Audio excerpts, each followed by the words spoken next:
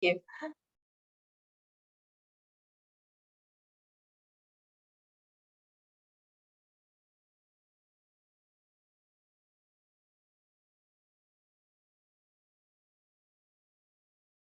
Hello, everyone. I think some people might be joining now.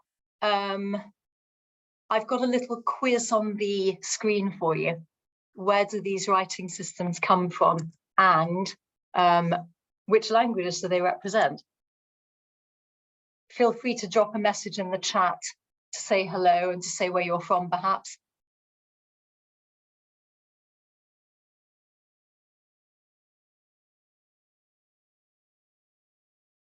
I can't see who's taking part, and I can't monitor the chat through.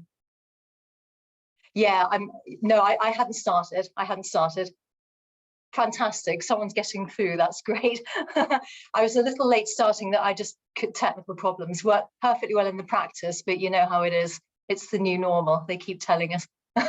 Anyway, welcome. Thank you for coming along on what's turned out to be a lovely late autumn day.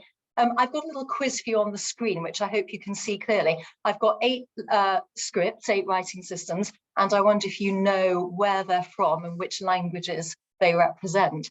I'm just going to take a couple of minutes while people are coming in, and then I'm going to start because I don't want to finish late and hold you all up. Number 6 is my favorite writing system, and any viewers in Britain may be familiar with the cult BBC drama series Merlin, which came out about 10 years ago, and this features in an episode of Merlin, which I found really exciting. But I'm a writing system nut, so that's probably why.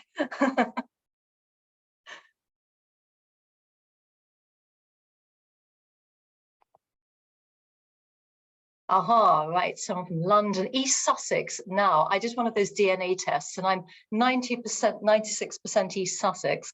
So no inbreeding at all went on in my family in the past, clearly.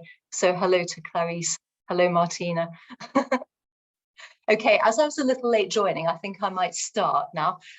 So I don't know if you've had a chance to think about the writing systems. The first one, number 1, is Armenian script. I'll talk about that shortly. The second one, number 2, that's 2 scripts. We've got Arabic on the right, and we've got Tifinagh on the left, which is an abjad, more about that later as well, used for the Berber languages in North Africa, and that particular language is Tamazight. And then number 3 is Ge'ez script, which is used to write Amharic in Ethiopia. Number 4 is shorthand. Number 5 is Thai. Number 6 is the Mehedruli alphabet, used to write Georgian. That's the one that came up in an episode of Merlin, supposedly as a mystical script on an ancient document. Number 7 is Bengali, and number 8 is cuneiform. That was used to write a number of ancient languages, about a dozen altogether. So it could be Akkadian, Hittite, or even Sumerian. There we are. So those are your answers. Okay, so this is who I am very briefly. I teach in an independent school in Cambridge, and I also teach at the University of Cambridge in the Department of Linguistics and the Department of French. I've got numerous research interests, but I'm going to talk today about writing systems. I should say I can't monitor the chat throughout the talk, and I don't know whether there'll be time for questions or not, but my email address is on every slide. So if you would like to ask a question and there's not time, do feel free to get in touch in due course. And this is what I'm going to talk about. Linguistics is a vast discipline, and writing systems is also pretty huge, and there's only time to touch upon some of its areas. We don't talk about writing systems as much as perhaps we ought to. That's because linguists believe generally that speech is primary and writing is secondary. Pretty much everybody can speak, not everybody can write. There are still high rates of illiteracy around the world. And writing has to be devised and it has to be learned. It's essentially artificial rather than instinctive in the same way as speech. Also, there are a lot fewer scripts than there are languages in the world. A great many languages don't have scripts at all, which is that has consequences for language endangerment and preservation, as I will discuss shortly. I just want to talk very briefly about some terminology that might come up when we're talking about writing systems. And I felt I had to put the coat of arms of the province of Nunavut in Canada. You don't see a rampant narwhal in heraldry nearly as often as I would wish. And that's got an Inuktitut inscription at the bottom. Grammatology is the study of the nature and history of writing systems. And we also use the term graphology, which we tend to associate with people analysing letters to see what kind of personality the writer has. But it's another word for talking about writing systems. Orthography is a conventional spelling system of a language, usually set up by some watchdog body or authority, and it's monitored through kind of official means. A grapheme is any kind of character in writing, okay? An allograph is a slightly different way of writing the same grapheme. So capital A and lowercase a are allographs of A, for example. A glyph is a special kind of character which is incised or carved, okay? So that's relevant when we're talking about ancient languages at the time when people used to use stone and tablets and things for writing. A sign is another very general term, and also a character. Characters tend to be associated particularly with word writing systems such as Chinese. A digraph is a double letter, often used to represent one sound. We've got a lot in English, TH or CH are ones which come to mind. A diacritic is any kind of mark which is additional to a letter, which adds some kind of extra characteristic to it. And we've got here some examples from various European sources. We call them accents quite often. A phoneme is the smallest meaningful unit of sound in a language. So a sound can be a drop of rain, it can be someone coughing, but when we're talking about specific languages and the sets of sounds that they use to produce meaningful speech, then we talk about phonemes, and they're of course linked to how we write. A morpheme, slightly similarly, is a meaningful unit of a word, okay, which can exist on its own if it's a free morpheme, or can only exist together with another morpheme if it's a bound morpheme. The word badly, for example, comprises the free morpheme bad, which can exist by itself, and the bound morpheme li, which has to be attached to something else. Bound morphemes are usually prefixes and suffixes and that kind of thing. And finally, we might hear about unicameral and bicameral languages, scripts, sorry. All that means is that they have either one letter case or two letter cases.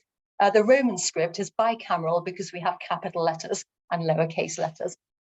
Right, some fast facts for you to start off with. People often wonder, they speculate on which writing system might be the largest. It depends which kind of writing system we're talking about. Khmer, for example, shown in the image there, that has 78 signs. That's a syllabary, which I'll mention, an abugida actually, from Cambodia, which I'll talk about a bit later. Chinese has a vast number of characters, up to 106,230, I believe, is the record for the largest number of characters in any one volume. That was in the Taiwan Ministry of Education's 2004 dictionary. Not all speakers of Chinese know 106,000 characters, of course, although possibly some do, and I'll talk about that a bit more in a minute. The smallest writing system is Rotokas in Papua New Guinea, which uses the Roman alphabet and uses only 11 letters, however. The most widely used is the Roman alphabet, and the little map there shows the geographical areas where that's used.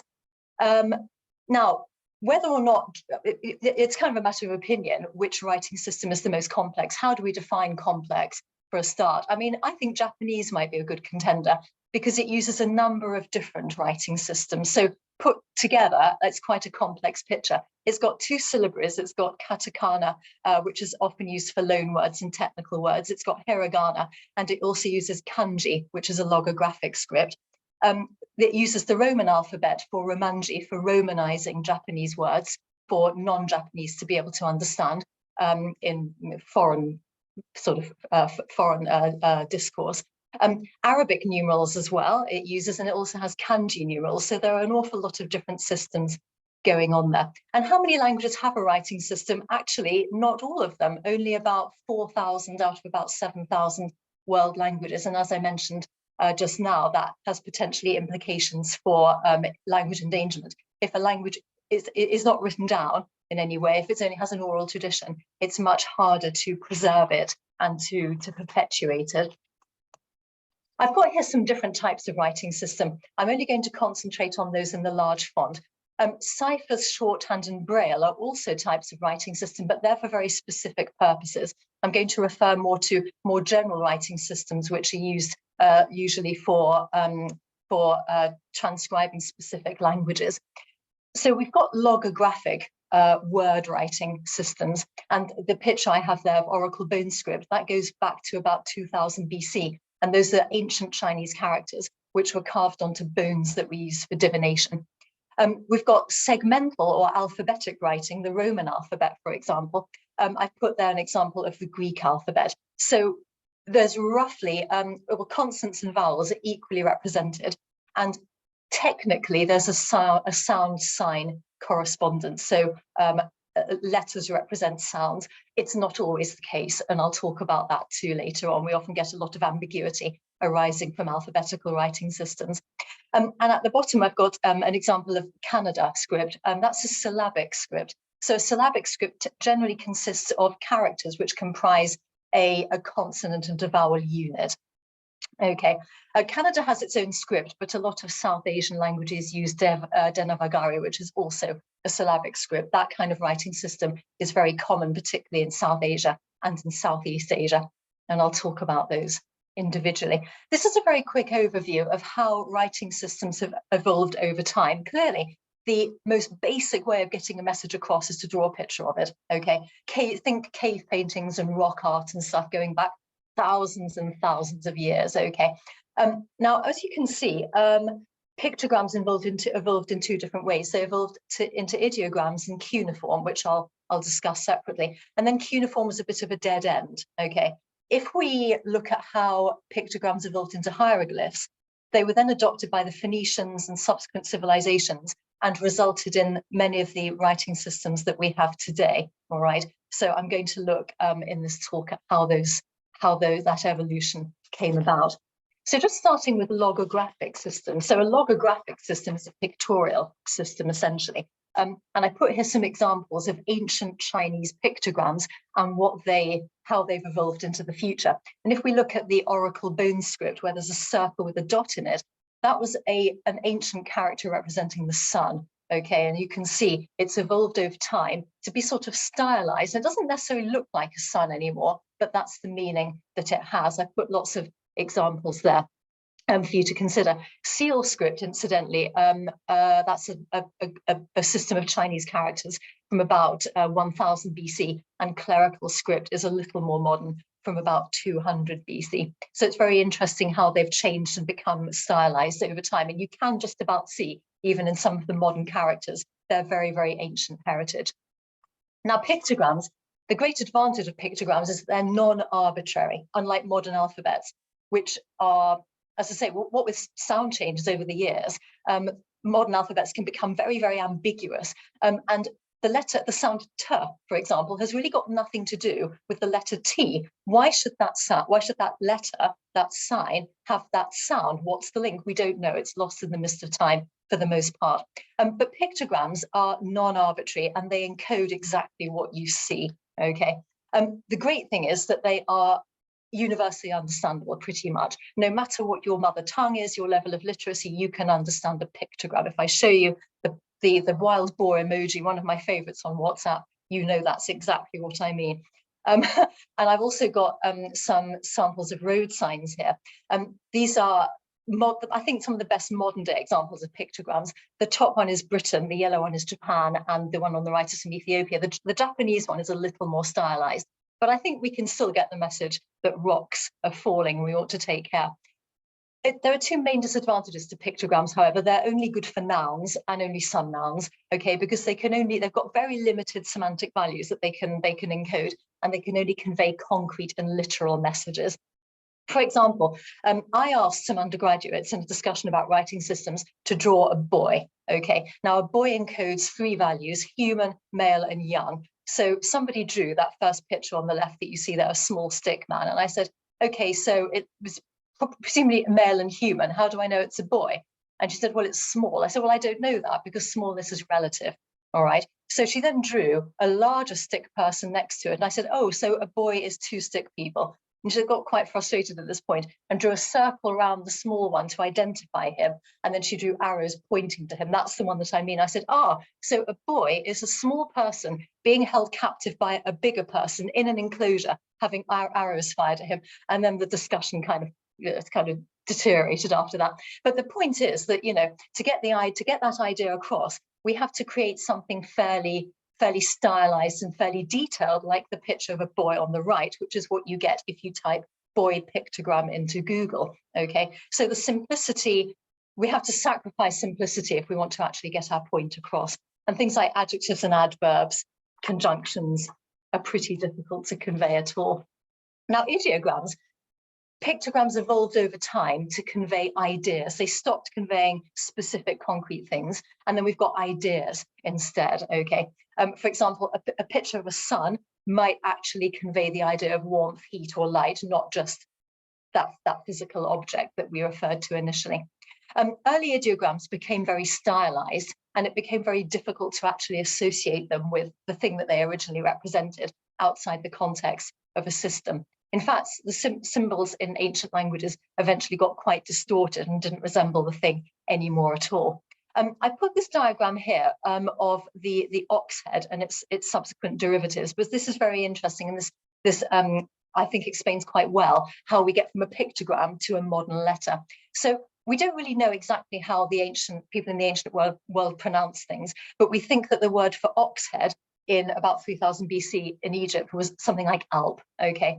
And the interesting thing is that not only has the ox head pictogram evolved in shape, it's rotated and it's evolved in shape to become the Greek alpha and then the Roman A that we have today, but also in Greek, for example, the name Alp for that character has changed. It's changed into alpha, but now when we look at the Greek alpha, we don't see an ox head, and we don't see something that purports to represent an ox head. We just see a letter which has taken the name of that thing. And it's very interesting how that's evolved over time, over a very, very long period. With ideograms, we can get a very high level of abstraction. I put some emojis there, which you might use on WhatsApp. You know, you don't need to use any words to express how you're feeling. You've got all the ideograms there for you. And I put two road signs, which both mean no entry. The top one, I think, is from Pakistan, and it's a hand, it could be somebody waving. It's fairly ambiguous, actually. And the bottom one is from Nepal. So just plain red color has been so stylized, it's come to represent no entry. Now, cuneiform, okay, this was a slightly dead end historically, as I said on my previous slide. But cuneiform is important because of the huge volume of data that we have that we can examine. Together with hieroglyphics, I think cuneiform is probably one of the greatest writing systems of the ancient world.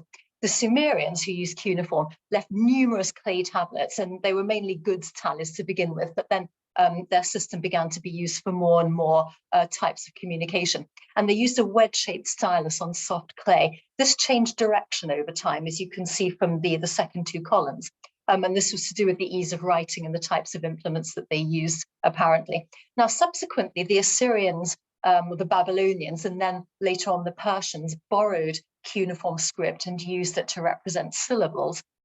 There were both word symbols and syllable symbols at that time that people could use. But as I say, it was, despite its great prominence in its day and the huge amount of evidence that we have of cuneiform, it was rather a dead end historically. The rebus principle is something else that's very interesting when we're talking about early writing systems. It's akin to the process of signs representing sounds rather than things, like with the illustration of the ox head pictogram. And this can result in a syllabic writing system, which is exactly what happened, in fact, in the early Middle East. So we're all familiar with rebuses, I think, because in Europe and Western and in the West generally, we get a lot of literary rebuses, which we find in word games and puzzles and riddles and things like that.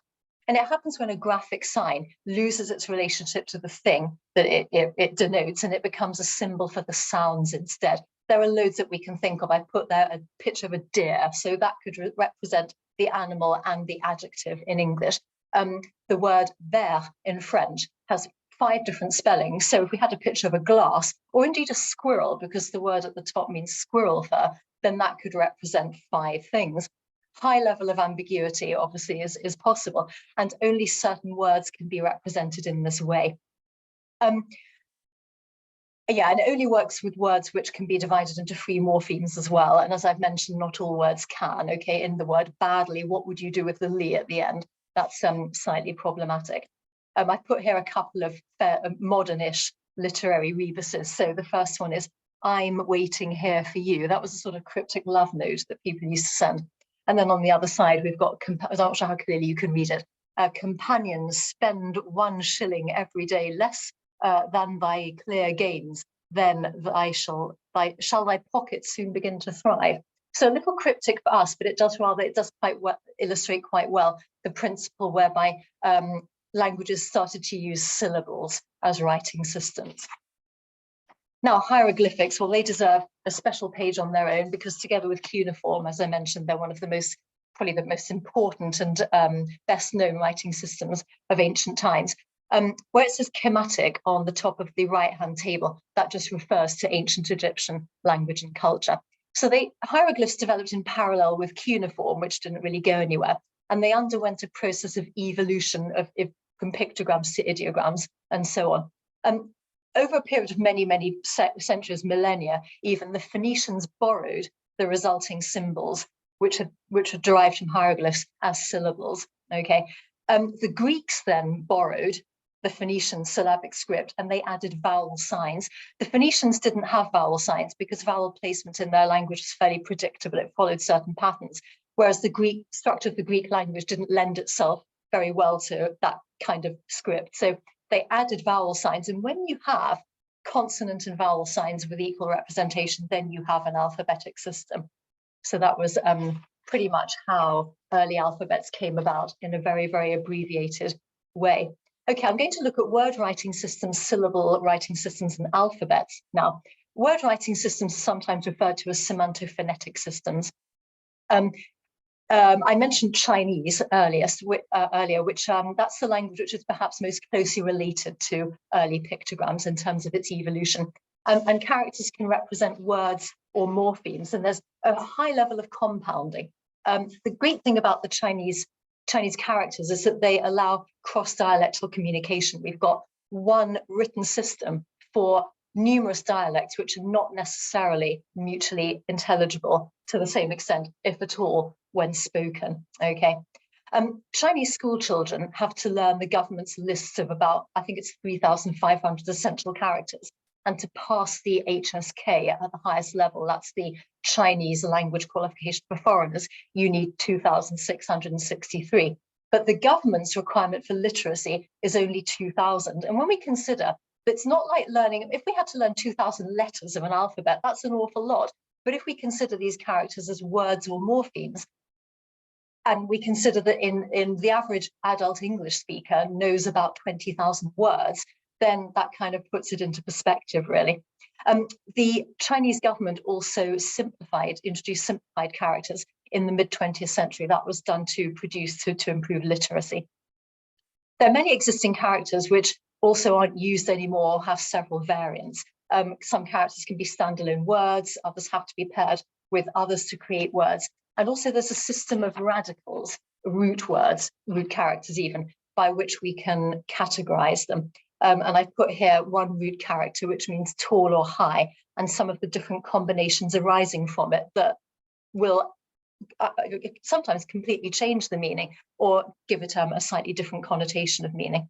We can also classify the characters by the numbers of strokes that they comprise, and they range in terms of complexity quite drastically. There's also the pinyin system also exists when writing Chinese. It's not an alternative system. It's a system which is used rather like I mentioned about Romanji for Japanese, particularly in terms of international communication. If we want to convey a word in a Roman script to make it easier to understand for somebody who isn't familiar with Chinese characters, then there's a specific Romanized system which can be used. And I put the word Shanghai there, which is written in both pinyin and in the and in its original character. Now, Chinese is very unusual in the world in terms of writing systems because there are very, very few word writing systems in the present day. There are more syllabic systems. They tend to be found in South Asia and Southeast Asia, as I mentioned, and they consist of syllable blocks. Okay, and I put an example from hiragana at the top. Now, if you look carefully, all the syllables begin with a k plus a vowel. That's fairly usual in syllabic scripts, but they all are completely different from each other. If we look at Devanagari, which is underneath, those all also begin with a k sound. But as you can see, the characters all look similar. Okay, The only difference between them is a diacritic which has been added, which denotes a different vowel. And this is what we call an abugida, okay? So it's a sort of a false syllabary, if you like, because the syllables are similar to each other in terms of the fact that the consonants are written in the same way, but we add a different diacritic each time if we want to express a different vowel. And one abugida, which I think is very interesting, is Canadian Aboriginal syllabics. This is a family of scripts for writing Algonquian and Inuit languages, such as Cree, Ojibwe, Inuktitut, Blackfoot. So it's very widely used in Canada. And it was devised by a man called James Evans in 1840, who was a British missionary. Now, he'd learned, it was devised from scratch, but he'd learned Pitman shorthand. And he was also influenced by 2 embossed scripts for the blind that were around at the time, and possibly by Devanagari as well. And the interesting thing about Canadian Aboriginal syllabics is that, as it's an abugida, it doesn't have completely different characters for every syllable that you can think of. It modifies the characters. So, for example, vowels are denoted by triangles, but depending on the orientation of the triangle, we can change the vowel essentially. And I put some examples of an N vowel cluster as well. So by changing the orientation of that cluster, we can show that it's still an N, but there's a different vowel attached to it. I think it's really cool. And the Canadian government strongly encourages its use, especially in areas with a large Inuit population. It's used particularly in Nunavut and also Nunavik, which is the sort of northernmost third of Quebec. And it's used with the Roman script as well. It's taught in schools and it's used in the media. And there's a little sign there that I've put, which warning of radiation. So yeah, they put it in Roman script just in case. But yeah, that's quite an interesting one. Okay, this brings me on to alphabetic systems. Now, these are by far the most common type of system in the world. Technically, they have an equal consonant and vowel status in terms of their signs in most alphabets, but I'm going to come to abjads, which are a little different in a minute. The trouble with alphabetic systems is, in principle, okay, so one sign, one sound, so far so good, but actually there's quite a conflict with reality, usually due to historical sound changes.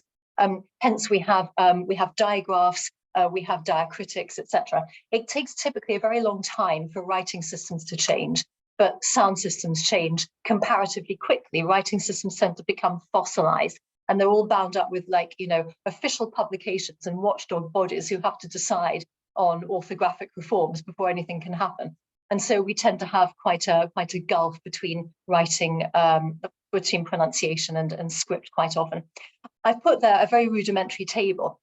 Sorry, I put sort of family tree of how how alphabets have come about in well, certainly in Europe and in South Asia and Southeast Asia. So if we start with hieroglyphs, so they led to Old Semitic, North Semitic, which then branched out into 2 directions. So if we go down the Aramaic branch, that leads ultimately to modern day Semitic scripts such as Hebrew, Perso-Arabic, Sanskrit, etc. From Sanskrit are derived to other South Asian scripts and Southeast Asian scripts. And then North Semitic also gave rise to Phoenician. And as I mentioned already, the Greeks then borrowed script from the Phoenicians, then the Etruscans, then the Romans, and the Greek script also gave rise to the Cyrillic script. So it all comes down to hieroglyphics and Old Semitic if we reduce it to its most basic terms. The good thing about alphabets is they're economical and easy to learn. You might have, I don't know, 25 to 30 characters to learn. A disadvantage, as I've said, there's a loss of iconicity. Okay, there's no true sign sound correspondence most of the time. A kind of subtype of alphabets is what we call abjads. Now, these are alphabets which only mark consonants. Now, people often cite Arabic or Persian or Urdu as a type of abjad, but they're viewed by many people to be an impure or false abjads, because in fact, in Persian, certainly, the long A, the R is marked, E is marked with their own letters. And also there's an O or an U, which can be V as well. That's another letter. You've also got the option of including diacritics to denote short vowels, which don't have their own letters. So, you know, some vowels are there and other vowels are optional, if you like. Anything in Persian that you read for native speakers is very unlikely to have any diacritics marked. And for a non-native speaker, that's potentially quite complex, because if you don't necessarily know the word and how it's pronounced, it's quite difficult to work out which vowel is supposed to go in between the consonants. Also, the Arabic script has positional variants. Okay, so I put here the h sound, where the left-hand one is the initial letter. When it's at the beginning, sorry, the isolated letter, when it's at the beginning of the word, it's the second from the left. Then in the middle of the word, there's another variant. And then on the far right, there's the final variant. And all letters have different positional variants according to where you put them, which differ more or less according to the letter. The Roman Cyrillic and Arabic alphabets have been very widely adopted. And as I mentioned, the Roman alphabet is the most widely adopted, but it's had to undergo numerous modifications, obviously, to make it suitable for the languages which it conveys. Okay, I just want to talk about writing systems, reform and national identity, because when you try and change a writing system, and inevitably you have to make it relevant to your language, then there are certain things, it's very often, it's bound up with politics, it's bound up with ethnicity, it's bound up with, ancestral culture. There are lots of things to consider. When the Anglo-Norman scribes took over the writing of English, they didn't like the Old English letters, and this makes me very sad. S and Thorn and Yog were all words, all letters that they got rid of, and they replaced them slightly inconveniently with digraphs such as GH, okay, which doesn't sound, again, there's a distinct lack of iconicity there, and the TH, which is also not especially transparent. We've only got about 5,000 Old English words, incidentally, which still exist in modern English. They tend to be kind of core words, which are essential to our vocabulary. But it's a bit sad they got rid of, our aristocracy and our words, and didn't like our letters either. But anyway, the Middle Ages were a very important and exciting time in Europe for vernacular grammarians, because such as Fernando Oliveira, because they'd started to realize that we don't need Latin for doing everything. We have our own languages, but wait, our own languages don't really have, they have sounds which the Roman alphabet can't really express. What are we going to do? So there was a great wave of polymaths and grammarians such as Oliveira, who proposed new Romance vernacular vowel graphemes. And it's to do with national identity, because this was a time when particularly a country like Portugal was asserting itself on the national stage. And it thought if it had a really dignified and vigorous language, it could then spread Christianity, it could spread its language in its colonies, and it would be able to be like Italy was at the time of the Roman Empire. It was all to do with national glorification. And he proposed some, Portuguese has different degrees of aperture in vowels. And he proposed some different graphemes for representing them. They didn't catch on, unfortunately, but he was at least aware and tried to bring about that change. Benjamin Franklin, another polymath, well, he's famous for being a founding father of the United States, but not everybody knows that he tried to create an alphabet. And it was a new alphabet for a new independent nation. He wasn't content with political independence from England. He wanted alphabetical independence as well. And he got rid of 6 letters, which he thought were redundant and confusing, namely C, J, Q, W, X, and Y. And he added 6 new ones, some of which were incorporated into the International Phonetic Alphabet. And you can see an example of his text on the screen there. And finally, Mesrop Mashtots, who you can see looking rather biblical at the top of the screen. He devised the Armenian alphabet against the backdrop of the division of the country between the Byzantine Empire and Sassanid Persia. And the official language was Greek, and the Armenians had no way of writing their vernacular. They didn't have their own alphabet. And he did this primarily for ethnic cohesion and kind of ethnic solidarity and recognition. And it was to increase literacy as well and promote Christianity and Armenian literature. And the Armenian alphabet lives on to this day. I tried to learn it and concluded it was rather like a group of safety pins or paper clips. It was a bit complicated. Okay, writing system reform in Central Asia. Now, to summarize this briefly, as you can see, it's a complex situation. So the Turkic languages, not Tajik, that's an Indo-European language, so Uzbek, Kazakh, Kyrgyz, etc., Turkmen, they originally used Arabic, all right?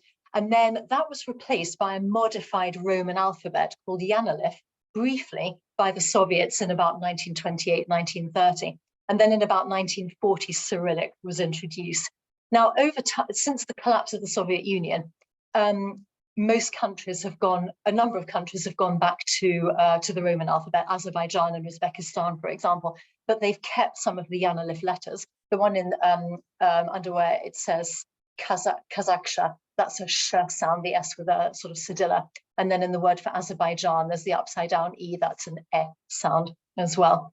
Now, interestingly, this is happening right now. Kazakhstan has decided on a complete script reform, and they had made this decision in 2018, but obviously it's a very, very time-consuming and difficult endeavor.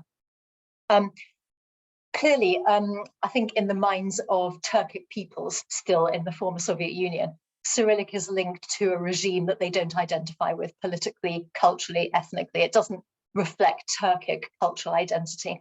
Hence the change. Kyrgyz still uses the Cyrillic alphabet, for example, and so does Tajik. But I gather that the Tajik government is also keen to possibly change back to Roman as well. Now, introducing a new writing system is very difficult, and this is a graphic produced by the BBC, which shows how the Kazakh authorities are planning to put this in place, and it could take up until 2025, possibly even longer. And it reminded me of Einar Haugen's sort of scheme for how a language is standardized. Okay, so when you introduce a new writing system, you've got to select something or make it up from scratch. Okay, usually quickest to borrow the Roman alphabet. That's what people mostly do nowadays. You have to codify it, so you've got to sort of fix it so that people can't keep adding random things at will. There's got to be an orthography, if you like. It might need elaborating. If you've invented it yourself, you've got to make sure that it caters for all the sounds that you have. If you're borrowing an alphabet, you've got to do the same. You might have to add some extra letters. And then acceptance is possibly the hardest part of it. The BBC graphic here mentions how using influential bloggers and social media might help. And actually, nowadays, that's very, very useful because people are more likely to listen to them. If you're a TikToker that's going to promote using the Roman alphabet for Kazakh, people will listen to you more than if you're a stuffy government official telling you what you ought to do. Also, people associated with indigenous culture or pre-colonial culture tend to be more effective than the government as well. It's very costly. That's why it doesn't happen often. It's very time consuming.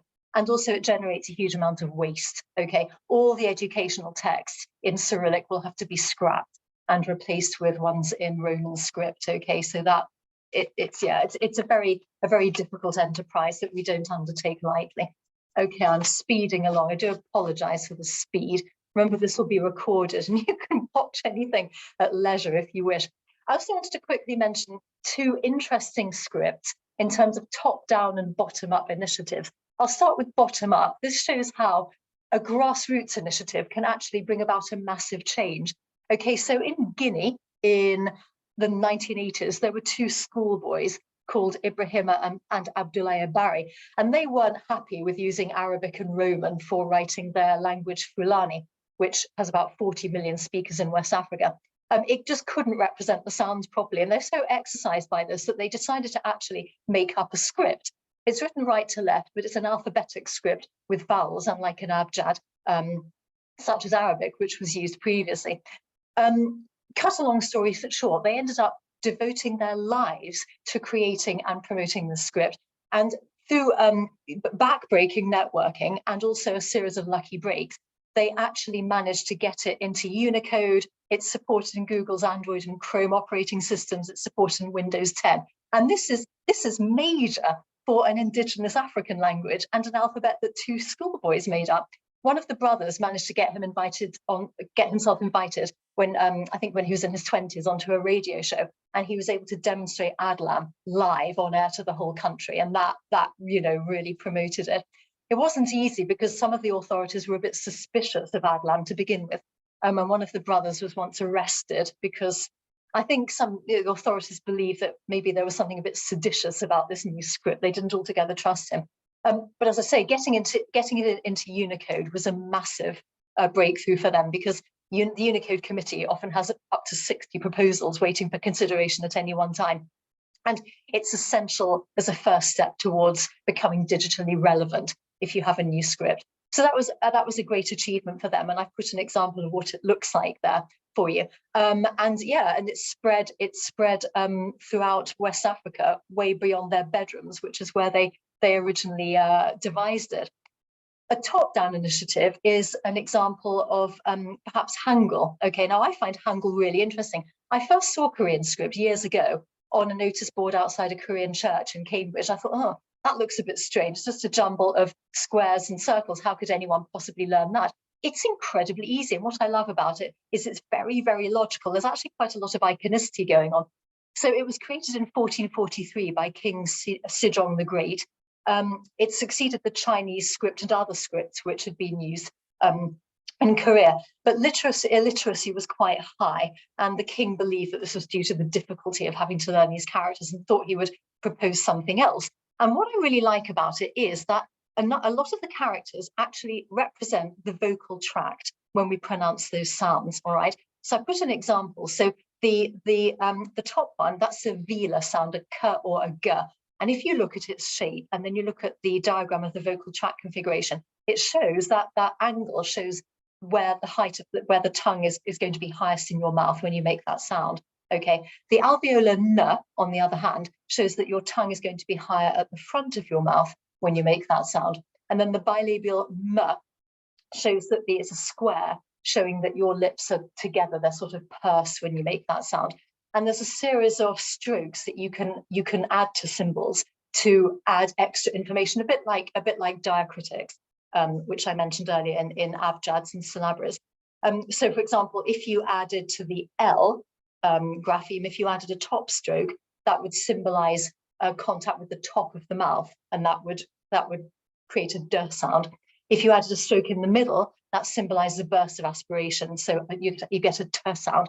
So I like how simple it is to learn. You could learn it in a couple of hours. And there is actually an element of iconicity there, which is very pleasing. Incidentally, forgot to mention about the Adlan alphabet. So it's actually an acronym from in Fulani, the alphabet that protects the people from vanishing. So very, very important in the case of I think in a post-colonial situation, when creating a new alphabet for an indigenous language. There's a strong sort of idea of nationhood and cultural values there. Okay, now what will writing systems be like in the future? I'd be interested to hear your predictions. In fact, what do you think will happen? I think that artificial intelligence applications will predominate. That's already happening. Okay, I think handwriting will decline. People will continue to write, of course, but I think, I mean, as I say, I teach in a school, among other things. And I've noticed that increasingly, I'm not sure that it's the pupils. I think the school thinks that pupils want to type everything. And I asked a class recently, did they want exercise books or did they want to do everything on their computers? And they all wanted exercise books.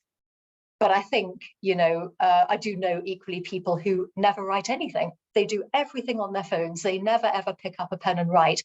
And I think that's certainly one possible direction of travel. I think systems are going to become more simplified over time. That's natural in language. It's natural for us to seek the path of least resistance, the principle of least effort. And we're likely to want to try and simplify systems as we go along. And by the same token, I think the use of Roman script will be wider. If a language decides to adopt a writing system, I think it's going to be Roman rather than anything else, because it's technically a fairly simple system. I think also there's going to be increasing development and promotion of systems for endangered oral languages. There's a growing move towards trying to document them and preserve them. And of course, if it's only an oral tradition, that's very, very hard to do. So I think that's something that's going to come to the fore in the future. And I think in certain registers, particularly anything online, okay, any social media, there's going to be a certain return to logographic systems. I've put there two of my favorite emojis.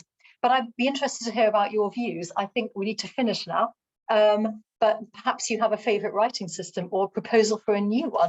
Maybe we should revert to Oracle BoneScript. Do drop a message in the chat if you'd like to. And if you're interested in writing systems particularly and would like to learn more, here are 4 books that I would recommend. And thank you very much for your attention on this nice sunny day. And yeah, do get in touch if you have any questions. I'm not sure if there's time to take any now. Thank you very much. Thank you to everyone who came. And sorry, I was late logging on because the computer said no, and I had to rush through it quickly. But yeah, please get in touch if there's anything that was unclear. And remember that you can watch it again. if you'd like to. Thank you, Martina. Thank you, Lucia. Lucia, sorry. Thanks, everybody. Oh, interesting. Okay. Yeah, stenography. Yeah, yeah. Another term for shorthand. Thank you very much, Francis. Thank you, Dimitri. Okay, I need to go now to clear the channel for the next participant, but thanks very much and have a lovely day.